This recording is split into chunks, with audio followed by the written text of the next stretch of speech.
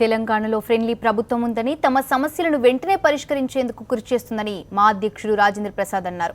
మా సంస్థకు సంబంధించిన అంశాలపై చర్చించేందుకు ఆయన తెలంగాణ ఐటీ శాఖ మంత్రి కేటీఆర్తో భేటీ అయ్యారు.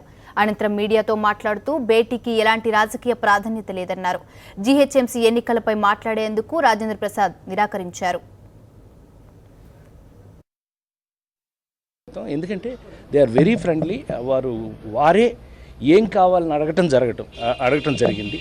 పర్సనల్గా మీకు ఏదైనా కావాలంటే అడగండి, తప్పకుండా మేము చేస్తామని వారు అన్నారు. ఆ మాట మీదట మేము మాకు కావాల్సినటువంటి మా మెంబర్స్కి ఎవరైతే కష్టంలో ఉన్నారో వాళ్ళకి, అట్లాగే నాకు బాగా కేటీఆర్ గారు ఫ్రెండ్ ఎప్పుడు అయ్యారంటే, మొన్న మెంబర్ కాకపోయిన అతను కూడా మొన్న ఒక అతను కష్టంలో ఉంటే రోడ్డు మీద కేటీఆర్ గారు వారు ధన సహాయం చేసి నాకు ఫోన్ చేశారు పర్సనల్గా.